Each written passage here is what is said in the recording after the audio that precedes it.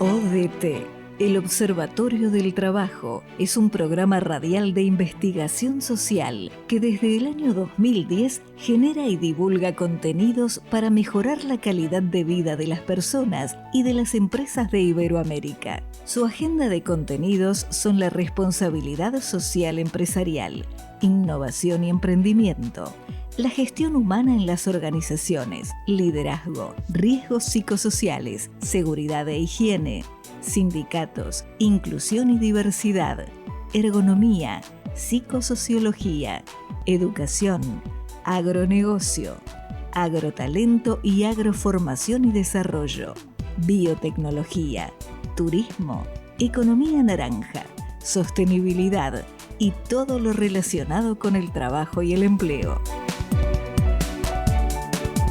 Los invitamos a seguirnos en redes sociales y en nuestro portal www.elobservatoriodeltrabajo.org.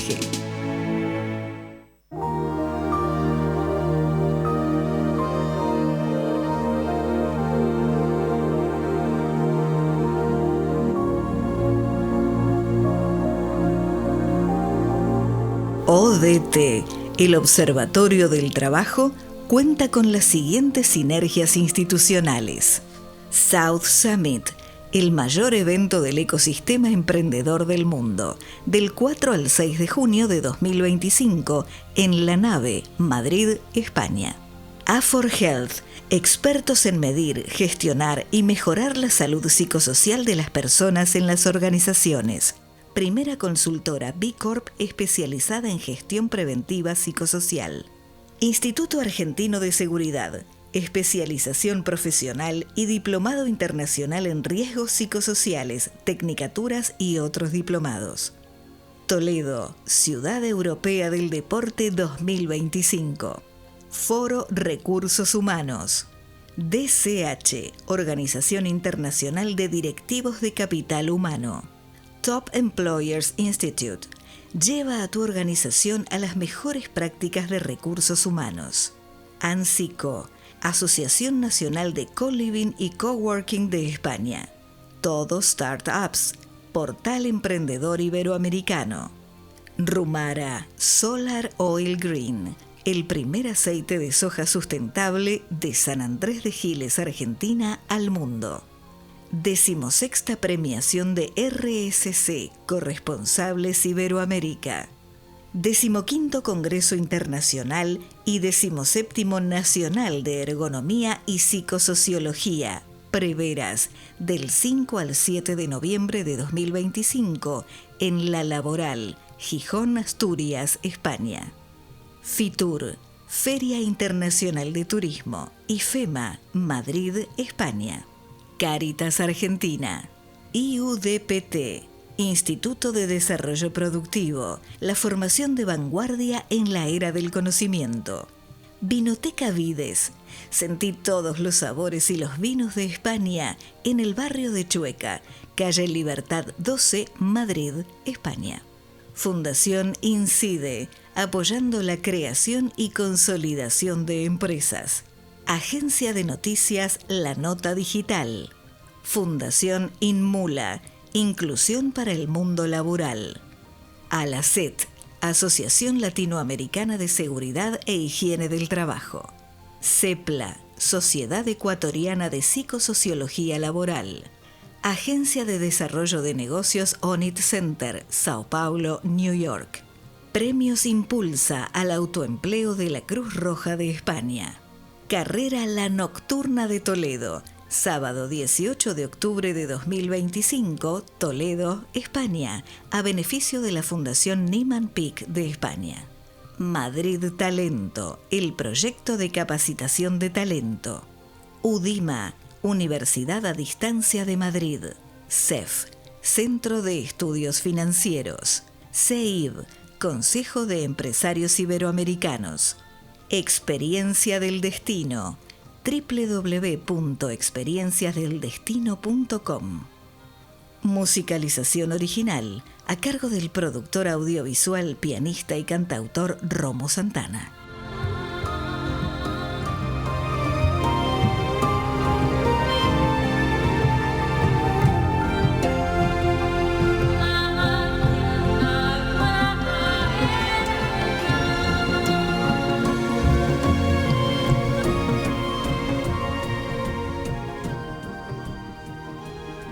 el Observatorio del Trabajo. Te saluda desde Buenos Aires, Argentina, Juan Domingo Palermo. Hoy vamos a vivir en nuestra propuesta del día una vivencia de casi 2 siglos transcriptas en una obra, aquí la ven, Amor por la política. Es la biografía de un hombre, de un líder ético, de un líder que forjó eventos especiales, eventos que han gestado en los 2 siglos que estamos viviendo, en la historia de nuestro país, y ha dado al mundo eventos especiales, eventos que están atados a la vida política, institucional y también empresarial, también familiar, porque ha sabido forjar grandes hijos, desde una familia, desde una formación que tiene que ver con los valores espirituales y fundamentalmente con querer superarse día a día. Por eso nos pareció importante convocar a Juan Marcelo Gavalda, autor del libro Amor por la política, la biografía de Marco Aurelio Micheli, que lo pueden encontrar en Editorial Algoritmo y también en ediciones D&D. Así que, Juan Marcelo, muchas gracias por esta obra. Muchas gracias por estar aquí en el Observatorio del Trabajo, reviviendo esto que te dio mucho placer, y seguramente nos vas a empezar a comentar qué te inspiró a hacer esta obra. Bueno, primero que nada, muy buenas noches a toda la audiencia y muchas gracias, Juan Domingo, por formularme esta invitación para venir a tu programa. Y bueno, en relación a la inspiración en el libro, como vos sabés, con Marco Micheli estamos emparentados de alguna manera, somos familia. Su hija está casada con uno de mis hermanos. Y bueno, en razón de frecuentar a mi hermano y mi cuñada, coincidí con Marco Micheli en varias reuniones familiares y tuve el privilegio de escuchar sus relatos sobre los que desfilaban personajes, hechos históricos, inclusive anécdotas de lo más reservadas y de alto calibre, contadas con mucha simpleza, mucha sencillez y mucha humanidad. Y eso despertó como una admiración. Bueno, los familiares me comentaban que era una lástima que él nunca hubiera escrito su biografía. Alguna vez mi hermano, su yerno, me dijo, che, ¿por qué no hablas con Marco y te pones a escribir la biografía? Y bueno, en una reunión, en un cumpleaños que coincidimos, nuevamente lo escuché y Marco con sus relatos, digamos, la rompió. Y le dije, bueno, Marco, dejémonos de jorobar, juntémonos para empezar a ver qué sale. Esa misma semana lo fui a ver a su departamento y empezamos a grabar. Lo dejé hablar, empezó a contar historias. Yo trataba de ordenar el relato para que no sea anárquico. Yo lo iba llevando, le iba preguntando, lo iba ordenando por años, iba como secuenciándolo. Y bueno, después de varias visitas a su domicilio, varias, de varias charlas inclusive con Alicia, con su mujer, con sus hijas y con muchos de sus amigos y familiares que me pasaron sus contactos y yo los entrevisté, se fue armando la historia, a lo que yo le agregué alguna documentación también como respaldatoria, recorriendo el Banco Central a pedir el legajo de Marco para que me cuenten bien en qué año entró, en qué año se fue, por qué se fue, qué cargos tuvo. En Cámara de Diputados, en Información Parlamentaria, me facilitaron el año en el que fue electo, cuándo asumió, cuándo finalizó su mandato, diarios de sesiones, de debates en los que él participó, transcripciones de discursos que él pronunció en el recinto de la Cámara de Diputados, y después recorriendo bibliotecas y buscando diarios, encontrar noticias referidas a Micheli cuando muere el diputado Luis Macaya, que él lo tiene que reemplazar porque es el que venía en la lista. Cuestiones también como un problema interno en el año 2003, donde hubo un tema de unas amenazas que la pasó bastante mal. Bueno, todo lo que él me contó estaba documentado. O sea, todo lo que él me comentó lo chequeé, no por desconfiar de él, sino como para expandirme en el libro. Estabas haciendo una obra biográfica y bueno, los relatos tienen que estar condecidos con los antecedentes. Todo Usted estaba que es un hombre respaldado. del derecho. Sí, correcto. Yo le quiero comentar a nuestra audiencia que tenemos el honor acá de tener a Juan Marcelo Gabalda, que él es abogado de nuestra Universidad de Buenos Aires. Permitime que le diga a nuestra audiencia de quién estamos hablando también. Doctor en Derecho de la Universidad Kennedy, de aquí de Argentina. Profesor en Ciencias Jurídicas en la Universidad de El Salvador. Es diplomado en Derecho Constitucional en la Universidad Austral. Especialista para la magistratura en la Universidad Nacional de San Martín. Es prosecretario administrativo ad hoc de la Justicia Nacional de Primera Instancia en lo contencioso y administrativo, docente en Derecho Constitucional en la Universidad de Belgrano, también en tema de administrativo en la Universidad Nacional de José C. Paz, en Derecho de la Integración también en la UBA, autor de este libro y también tiene libros de Derecho. Es miembro adjunto de la Asociación Argentina de la Justicia Constitucional y miembro adherente del Instituto Nacional Browniano. Y también creo que tenés una última incorporación para comentarnos que tenés en una universidad nacional, ¿no? Sí, correcto, en la Universidad Nacional de General Sarmiento, en el conurbano bonaerense, en el Instituto de Estudios del Conurbano. Así que quienes nos siguen, muchos profesionales de academias, aquí tienen también una persona para consultar sobre estos temas. Y antes de irnos a Nueva York a escuchar al doctor Bernardo Kliesberg, que nos presenta siempre un informe de RCE, en el día de hoy tiene un informe bastante aplicado al tiempo que estamos viviendo, como siempre, buenas noticias para despertar que el empresariado trabaje en acciones responsables. Y algo que esto lo aprendí mucho de la persona a quien vamos a homenajear con este libro de Marco Aurelio Micheli, lo espiritual. Porque cuando arranquemos la entrevista del día, me gustaría que primero empecemos a hablar de la subjetividad de Marco, ¿no? Porque lo que hay que rescatar de esta obra, de acciones que dejaron su huella, como lo marcamos, y no acciones por ahí como se suele actuar en estos tiempos, que es lo virtual. Acá, por ahí hay muchas cosas que han sucedido, anécdotas y vivencias, que no fueron para la foto, que no fueron para la pantalla, que muchas veces por ahí no son reconocidas. Y en el día de hoy lo vamos a hacer. Y te agradezco a vos que hayas tomado este trabajo de poner en relevancia a los grandes hombres de nuestra Argentina, como es Marco Aurelio Micheli y toda su familia. ¿Estás de acuerdo si nos vamos a Nueva York a escuchar al doctor Kliesberg? Luego tenemos el compacto de noticias que prepara Jorge Potente hace 15 años consecutivos.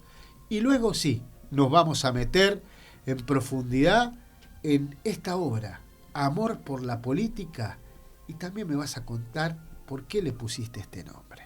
¿Te estás de acuerdo? ¿Nos vamos a Nueva York? Vamos a Nueva York nomás. Allí vamos. Novedades y reflexiones para construir una sociedad más sustentable a cargo de Bernardo Kliesberg.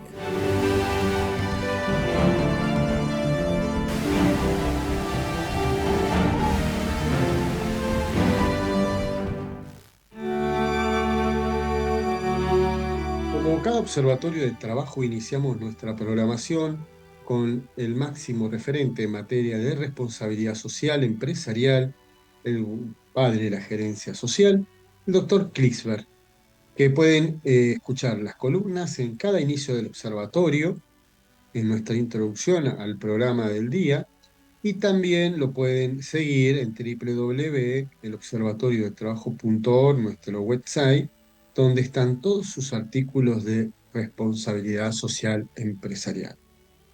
En el día de hoy nos va a hablar, nos va a presentar un informe novedoso en el día de hoy, más buenas noticias en materia de RC y esa reflexión espiritual que tanto necesitamos todas las personas, los líderes, para tomar decisiones éticas, que es un desafío que nos dimos de poner a la luz estos ejemplos, como en la programación del día de hoy, que vamos a tener la presentación de una biografía de alguien que marcó su huella.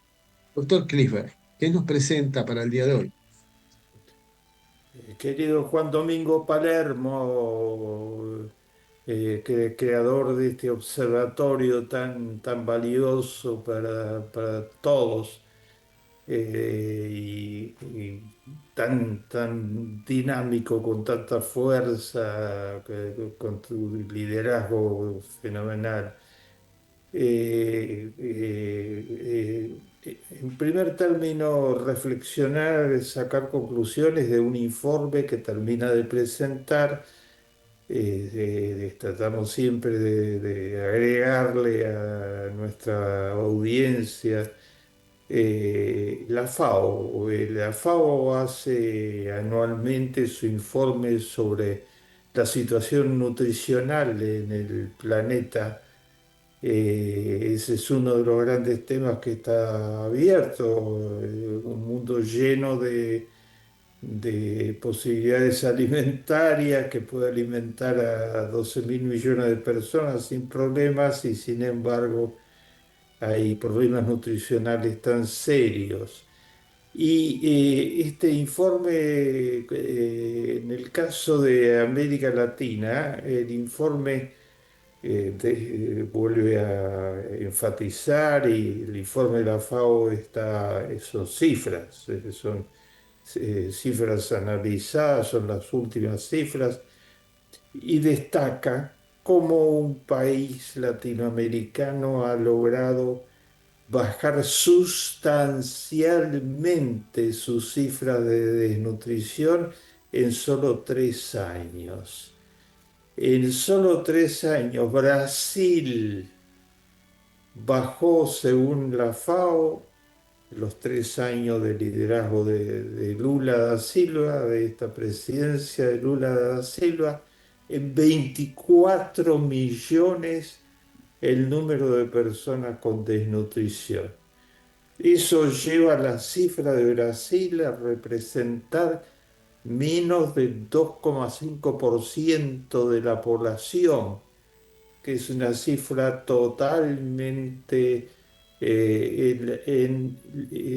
lo pone en el grupo de países que están virtualmente con el tema casi solucionado. En América Latina la cifra es de 6%, es 3 veces mayor para América Latina, y en el mundo es mucho mayor. No es magia, o sea, no es que Lula hace magia, lo que hace es muy buenas políticas en materia nutricional. Y entonces logra este resultado: 24 millones de personas que se están alimentando bien gracias a esas políticas que nuevamente son referencia mundial.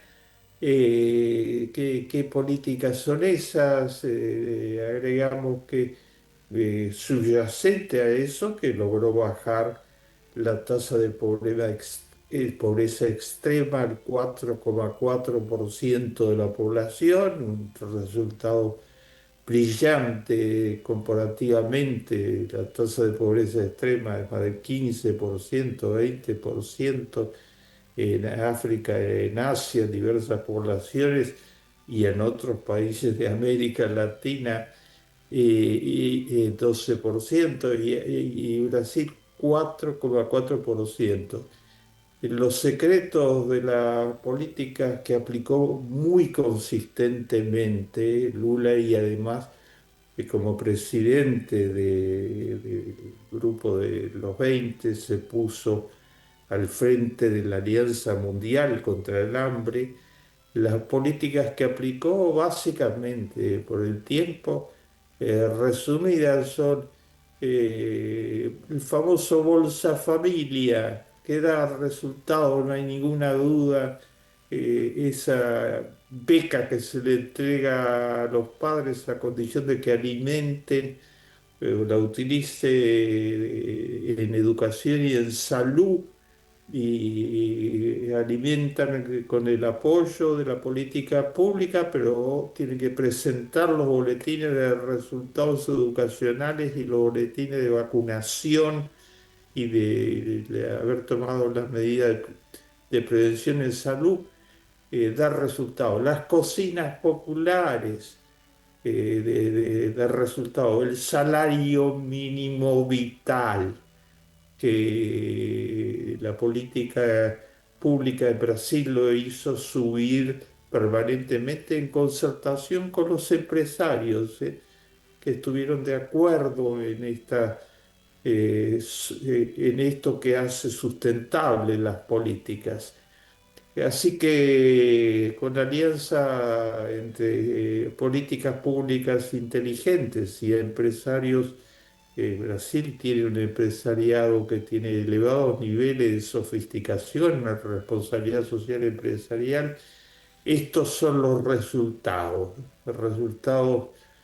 que muestran que es posible afrontar el problema desde ya y que hay Qué mucho bueno, que hacer. doctor, esto, ¿eh? Qué bueno esto que nos cuenta, qué buen informe en algo que se necesita tanto, ¿no? La igualdad, la concertación, la alimentación, algo tan estratégico para la vida humana. Usted también nos presenta siempre buenas noticias en materia de responsabilidad social. ¿Qué tiene para hoy, doctor? ¿Cómo no? Te agrego, Juan Domingo, que, porque no se puede menos de mencionar, siempre Brasil es asociado con desigualdad y durante el gobierno de Bolsonaro se explotó la desigualdad en el Brasil, subió a casi 58 o 60%, medida con el coeficiente de Gini. En la gestión de Lula se bajó al nivel mínimo desde la primera presidencia de Lula, o sea, 50,8% es el coeficiente de Gini frente al 58% de la época de Bolsonaro. ¿Eh? Y buenas noticias, quiero mencionar tres muy rápidamente. Una que a Japón le tocó enfrentar estos días, junto a otros países de la zona del Pacífico, uno de los tsunamis más amenazantes, ¿no? Hubo un terremoto de 9 y pico y entonces vino un tsunami, es un terremoto grandísimo, y en Japón no hubo víctimas esta vez, para nada. ¿Por qué?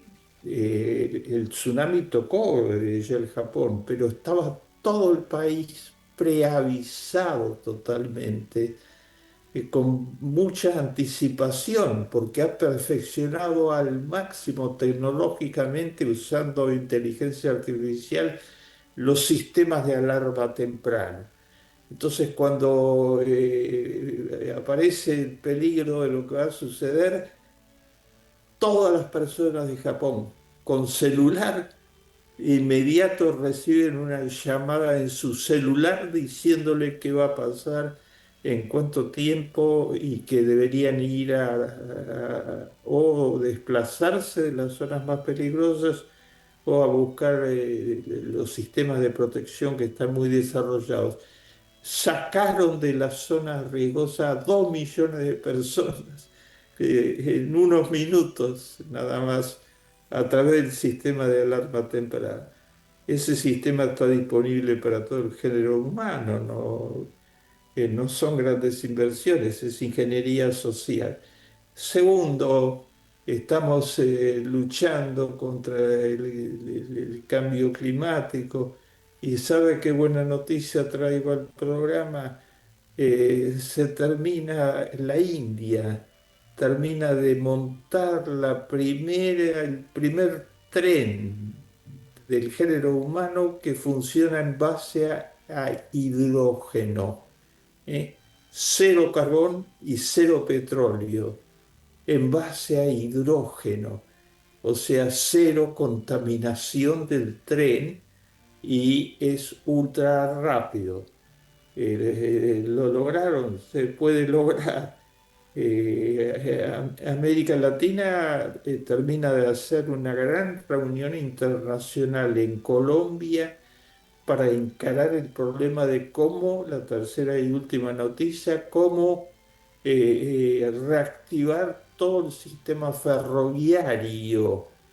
El tren que fue insignia en la Argentina en otros años quedó muy abandonado y es decisivo para el país y en toda América Latina. Calcula la CAF que se van a invertir 150.000 millones de dólares si se siguen los lineamientos de este plan que está basado en asociación público-privada. Qué bueno, doctor Klisberg, que nos trae estas novedades tan positivas, ¿no? Para el desarrollo humano y económico de las sociedades.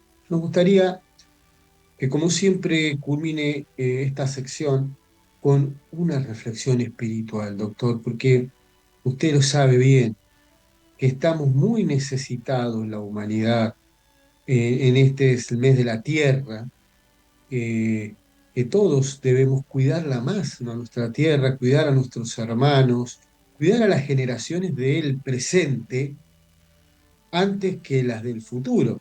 Sí, las del futuro son importantes, pero todavía no están. Las que están son del presente. ¿Y cómo vamos a cuidar las del presente si no, las del futuro, si no cuidamos las del presente y no cuidamos nuestra buena historia? La reflexión espiritual en este caso va a ser muy práctica. Algo que hemos logrado estos días, que es un orgullo para la Argentina, a pesar de que muchas políticas van en sentido contrario. Un grupo de científicos argentinos del CONICIT, el CONICIT al que se quiere virtualmente desarticular, reduciendo su presupuesto al mínimo bajo el argumento de que la ciencia no importa, que hay que dejarla al mercado, etcétera. Un grupo de científicos argentinos se convirtió en noticia internacional porque se fueron corriendo todos los riesgos a la Antártida a mostrar el fondo del mar, qué se ve, qué hay en el fondo del mar y lo mostraron a toda la población que tuvo la posibilidad del acceso. En el frío más intenso, con los instrumentos técnicos que ha perfeccionado la ciencia argentina a través del CONICET. El CONICET ha ganado muchas cosas en el mundo, licitaciones para instalar bombas atómicas para fines pacíficos, muchísimas cosas, pero esto es una respuesta. Amen la naturaleza, acerquémonos a ella, desde ya cuidemos los mares y cuidemos la ciencia y la tecnología, el conocimiento aplicado al bienestar colectivo.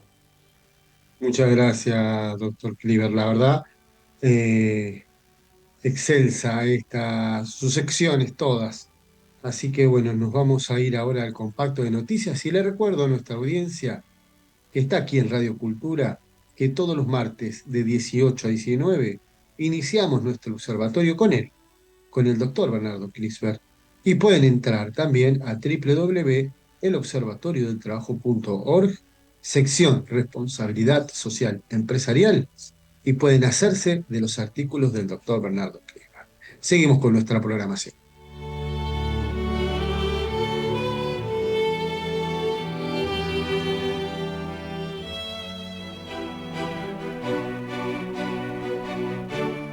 Te presentamos el compacto de noticias a cargo de Jorge Potente.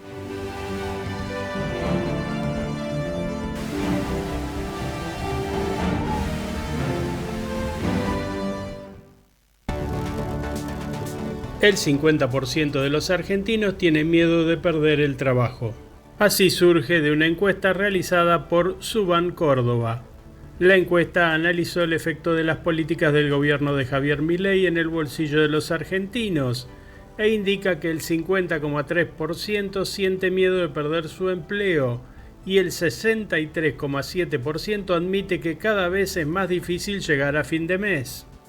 El sondeo fue hecho entre el 16 y 17 de julio e indica además que el 65,1% de los encuestados considera que su situación económica personal empeoró en los últimos 6 meses, mientras que el 54,2% afirma que su ingreso no alcanza para cubrir necesidades básicas. Los datos sobre la dificultad para cubrir gastos mensuales muestran diferencias generacionales. Mientras el 44,9% de los jóvenes entre 16 y 30 años afirmó que le cuesta llegar a fin de mes, este número aumenta al 62,9% entre adultos entre 31 y 45 años, 60,8% entre 46 y 60 años y 67,3% entre mayores de 60. El consultor Facundo Londero, en diálogo con Radio Altos, alertó que hoy no solo está el miedo de perder el trabajo, sino también el de perder derechos. Allí enumeró que hay deseo de tener condiciones dignas y no trabajar 14 horas por día para llegar a fin de mes o tener 2 o 3 empleos para subsistir. La OIT lanza guía práctica para avanzar hacia la formalización laboral en América Latina.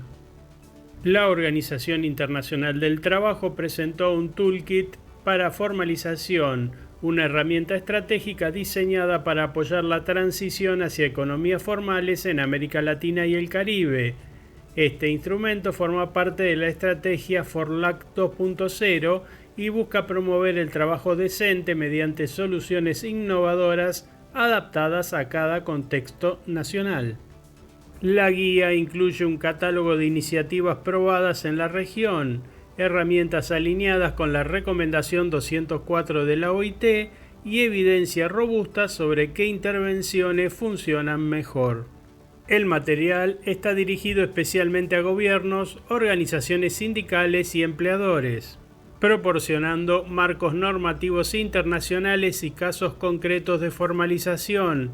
Entre sus componentes destacan análisis de políticas públicas, instrumentos de medición y guías para la implementación de programas.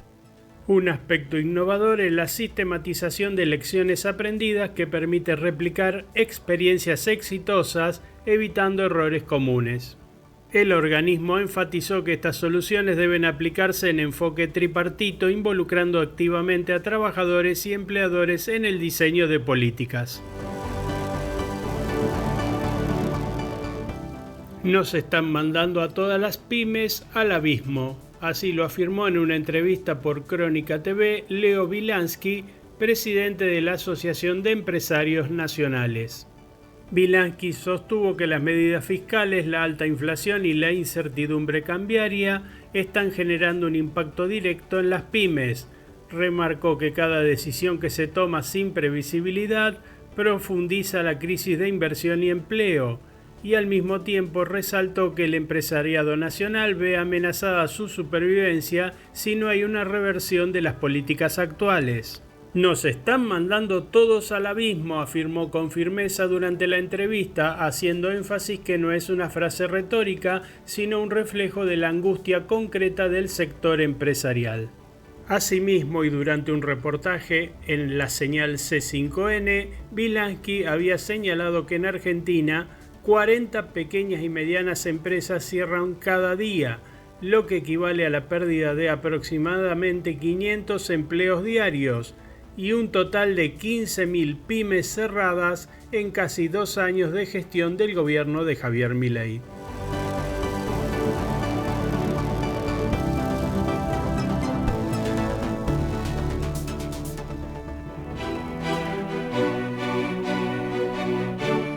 ODT, el Observatorio del Trabajo, te presenta la entrevista del día.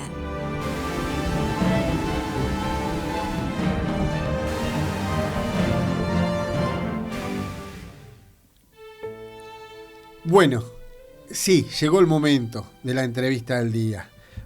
Estamos haciendo en el día de hoy la presentación de aquí esta obra que escribió Juan Marcelo Gavalda, hijo de un gran economista argentino, de esos economistas que son grandes personas, un hombre que se ha dedicado a la formación, que tuvo el valor de retractar Amor por la política, la biografía de Marco Aurelio Micheli.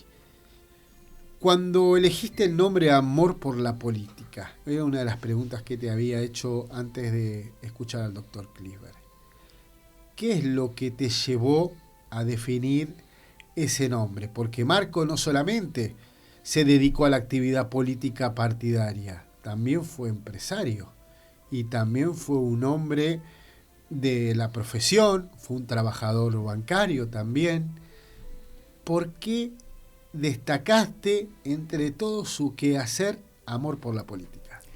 Bueno, la respuesta es muy simple. Cuando le pregunté a Marco qué es o qué ha significado la política para vos en tu vida, Marco me miró a los ojos y me dijo: yo he sentido amor por la política. La verdad que me emocioné cuando lo escuché, y cuando llegó el momento de pensar un nombre dije: ya está, Amor por la política.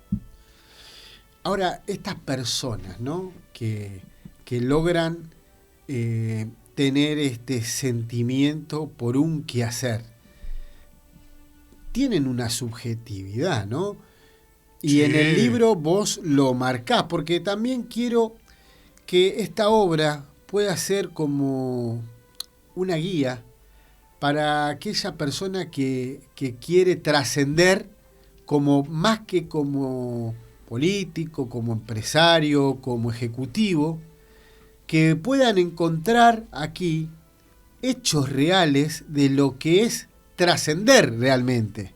Porque, vuelvo a reiterar, hay que gestar acciones que te hagan vivir parte de los 2 siglos de la Argentina, porque parte del siglo XX y parte del siglo XXI encuentran a Marco como protagonista. Y vos marcás sus orígenes, ¿no? Claro. Su subjetividad. Contanos un poco sobre qué encontraste sobre esta subjetividad de Marco Aurelio Micheli. El objetivo personal que yo me propuse mientras iba entrevistándolo a Marco, entrevistando a sus amigos y armando la biografía, era, digamos, como se dice vulgarmente, sacarle la ficha al personaje, entender el porqué. Y yo te diría que hay elementos que son definitorios en la personalidad de Marco. Uno de ellos, te diría, es su origen de hombre del interior de la provincia de Buenos Aires, que es otro mundo con tradiciones, con costumbres, en un medio de pueblo muy vinculado a lo rural, a lo agrícola ganadero, a tradiciones, a costumbres. En el caso de él se agrega que sus padres fueron los impulsores, uno de los impulsores de la iglesia menonita en la Argentina. Vos sabés que cuando llegan los misioneros menonitas a la Argentina, el primer lugar donde recalan es en Peguajó. Y los padres de Marco participaron muchísimo en la creación de la iglesia menonita de Pehuajó. De hecho, Marco es menonita. Y eso te habla de una formación interior, una formación espiritual que acompañan y ayudan en ese rol de hombre bueno, prudente, sabio, analítico, que no juzga, que no odia, que escucha, que entiende y que transmite una bonomía y una sensación de paz que no es común en la clase política y mucho menos común en estos tiempos de grieta que vivimos ahora. Cuando leo, por ejemplo, discursos que ha pronunciado Marco en el recinto de la Cámara de Diputados y lo comparo con declaraciones de ciertas diputadas nacionales del oficialismo, que no voy a mencionar por respeto, la verdad que hay un abismo, y pasaron, ni 40 años han pasado desde que Marco fue diputado hasta ahora, y es un abismo, realmente. Ese cariño y ese amor por la vida, el respeto a Dios, de esta cultura protestante, ¿no? De los menonitas, del amor a la naturaleza, del espíritu, del bien común, de la comunidad.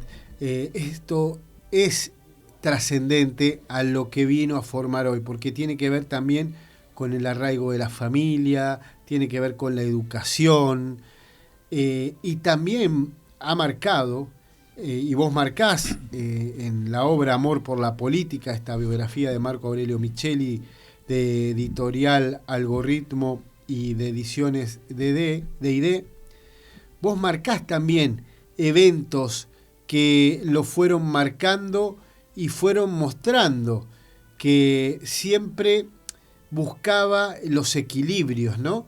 Esto de haber estado sin ser peronista haciendo la guardia de honor del velatorio de Eva Perón, como también yendo a escuchar discursos de Pinedo, que no era peronista. O sea, ahí vos marcás varios hitos, varios eventos, ¿no? Claro, porque ya estando en Pehuajó, ya siendo un purrete, él tenía simpatía por el Partido Conservador de la provincia de Buenos Aires, el clásico Partido Conservador a secas, el de la boina colorada. Cuando él viene a Buenos Aires, él es sorteado para hacer la colimba, como cualquier hijo de vecino se presenta y la hace. Él tenía militancia conservadora, el conservadurismo, si bien había algunos puntos de conexión con el peronismo en las provincias del interior, más bien era oposición al peronismo, y cuando muere Eva Duarte, el regimiento de artillería Iriarte, en el que él revistaba como soldado conscripto, aspirante oficial de reserva, destaca algunos efectivos en la entonces Secretaría de Trabajo y Previsión, hoy Legislatura porteña, ahí es velada Evita, y él presencia las largas filas de gente, inclusive en el traslado al Congreso él rinde honores al paso del féretro, y él cuenta que era conmovedor, que el cuadro era desgarrador, y si bien él no era peronista, se humanizaba con el dolor del otro. O sea, él no era peronista, no se sentía peronista, pero sin embargo se conmueve con el dolor del que no piensa como él, y de alguna manera comparte ese dolor, se solidariza y se hace parte de ese dolor. Y eso, mi querido amigo, se llama empatía, ponerse en el lugar del otro, respetar el lugar del otro. Mirá, ya vamos tomando varios puntos para tener presente. La subjetividad, la religión, los valores, la formación profesional. Luego, de joven se incorpora a las filas del Banco Central de la República Argentina, donde él cuenta aquí en la entrevista que vos le hacés, cuenta que había conocido a un gran dirigente socialista, Cialdino, cuenta lo que fue delegado también. Sí. Delegado, abrazó a la acción sindical. de la Asociación Bancaria, que justo el jueves 7 hay elecciones del gremio bancario, y bueno, encabeza la lista como siempre Sergio Palazzo, con uno de mis mejores amigos, Carlos Herrera, que mira, justo Marco también abrazó. O sea, siempre estaba su despertar el bien común, ¿no? El bienestar general.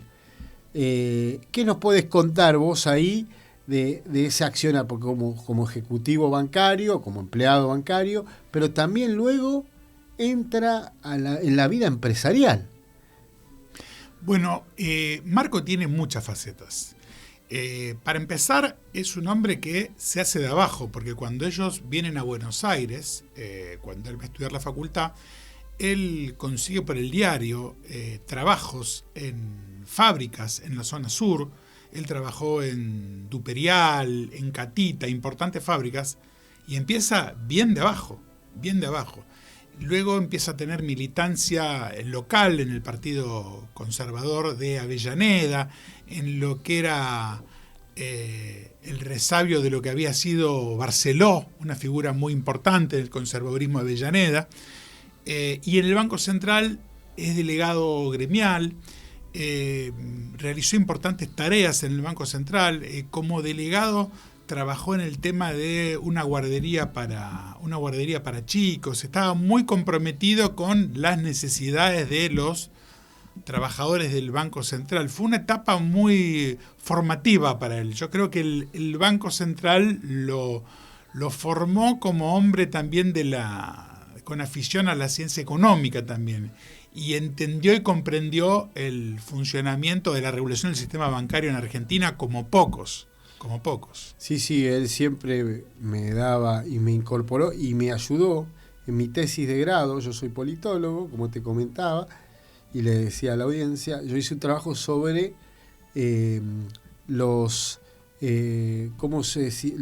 sistema comparado de los bancos oficiales, y él me indicó, vos tenés que ir a ver a Pepe Arce, tenés que buscar el manual de banco, y ahí fui, y ese fue uno de mis grandes antecedentes. Hablé con José Arce también, con Pepe Arce, como me dijo él, y bueno, me sirvió. Siempre Marco fue una guía muy importante.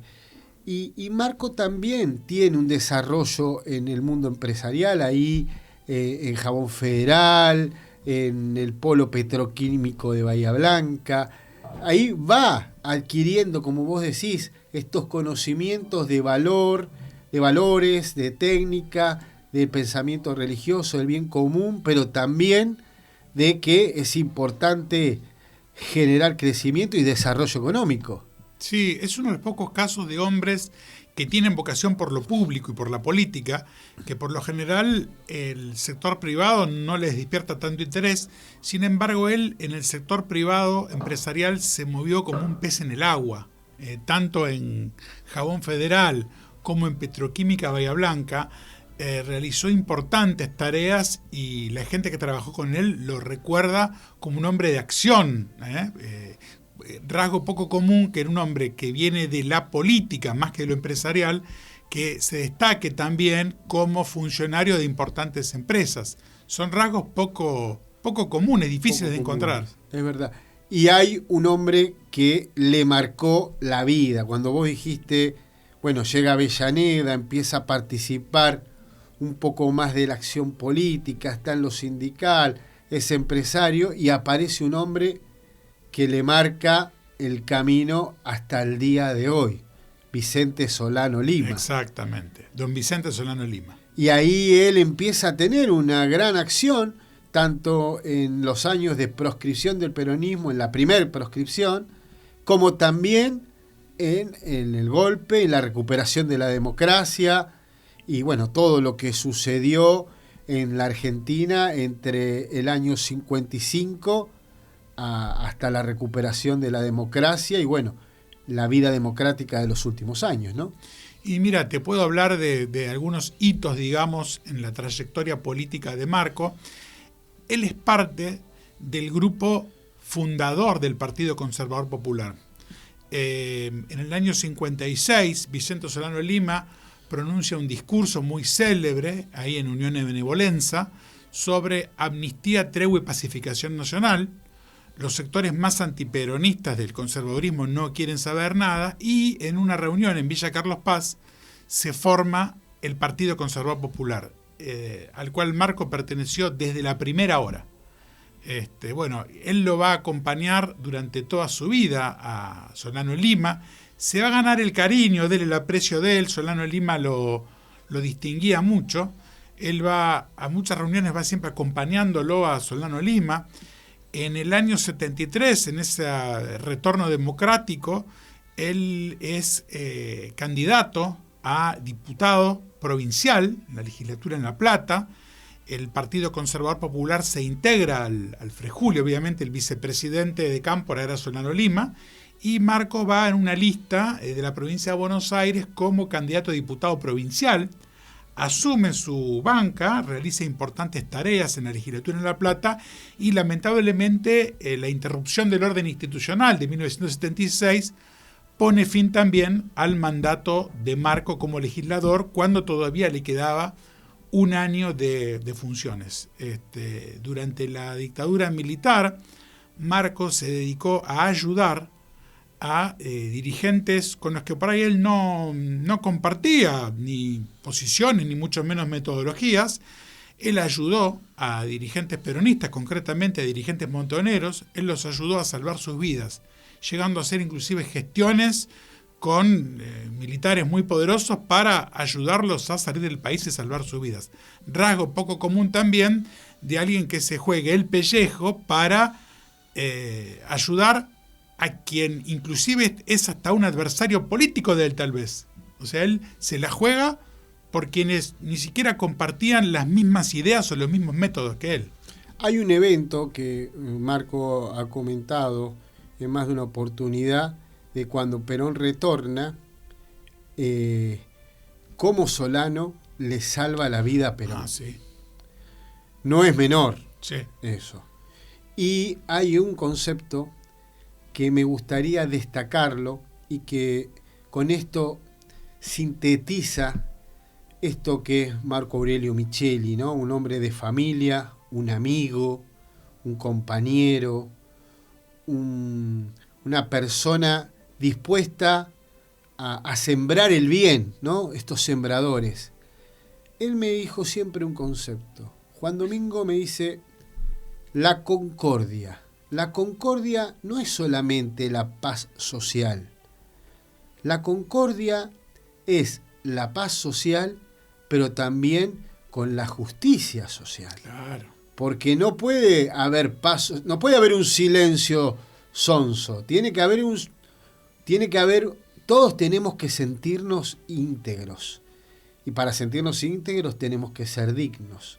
Entonces, creo que el camino al nuevo liderazgo que necesitamos en estos tiempos, un liderazgo ético, está reflejado en esta obra, Amor por la Política, y en lo que fue la trayectoria de una persona, de una personalidad, porque no es una personalidad, trasciende a la persona, como Marco Aurelio Micheli. No sé si vos querés decir unas palabras finales sobre esto que significa Marco Micheli para vos. Sé que vos tenés un gran amor por la figura de tu padre, un economista destacado en la historia argentina también, pero quisiera que nos des unas palabras finales de cierre. Me hubiera gustado que Marco nos diera un mensaje para adelante. ¿Cómo ves vos a estos antecedentes, estos cimientos que Marco marca para el presente y hacia el futuro? Mira, todos los hombres y mujeres somos importantes, hagamos lo que hagamos. Pero hay algunos que perseveran en su ser y trascienden y van a trascender, y de alguna manera con sus ejemplos de vida guían a otros. La idea de plasmar toda esta historia de vida en un libro también tiene una finalidad, además de generar un recuerdo familiar y celebrarlo a Marco y celebrar su vida, es dejar un testimonio que pueda iluminar el camino de los más jóvenes que quieran dedicarse a la militancia política, del partido político que sean, tengan la ideología que quieran, porque en este libro van a encontrar un norte, un referente, un camino a seguir de cómo se puede hacer política, cómo se puede construir, con un concepto de que el que está enfrente es mi adversario, no mi enemigo. Es un adversario con el que me tengo que abrazar y sentarme en una mesa para poder construir juntos el país que queremos, no un amigo al que tengo que destruir, destrozar y doblegar. Y en Marco está muy claro eso. Me parece que la enorme capacidad de amor y de empatía y de comprensión son características que hoy están escaseando. Hay una orfandad de dirigentes de este tipo que tengan la capacidad, digo, de sentarse en una misma mesa para tratar un tema de interés común.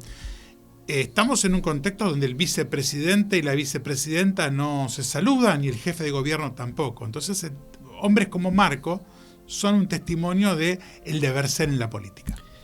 Muchas gracias, Juan Marcelo Gabaldá, por presentarnos Amor por la Política, la biografía de Marco Micheli. Gracias, Marco Micheli, por generar este faro a muchos líderes de distintos estamentos sociales, políticos, profesionales. Así que quédense aquí en Radio Cultura, que nos volvemos a ver. Te saluda Juan Domingo Palermo, del Observatorio del Trabajo.